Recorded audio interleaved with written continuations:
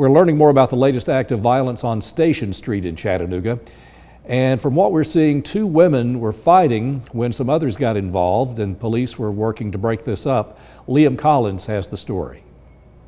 Practically every weekend here, police are called for violent or potentially violent incidents, fights, drug charges, and weapons charges. It's become a bit of a problem, city officials say, but this isn't even the worst of it. This was early Sunday morning on Station Street. A fight between two women spiraled into a group while officers tried to pull them apart. That's a really quick response to break that up. Ellis Smith is a spokesperson for the city. We asked him about enforcement on the street since a particularly violent summer of shootings and fights there. It's been a problem, and that's why we've tackled it with focused deterrence patrols, making sure that we have police officers there at the appropriate time. Since October, police have responded to fights, drugs, and weapons calls on Station Street almost every weekend. Among the most recent calls include a man found unconscious in a bar bathroom covered in blood, and a man who threatened to, quote, shoot up the blue light after it closed. It's an entertainment area, and it's nothing different than any that happens in any other city that has an entertainment zone. Enforcement is only part of the story on this, right? It's also really important that bar owners take responsibility. Nothing happened on our property.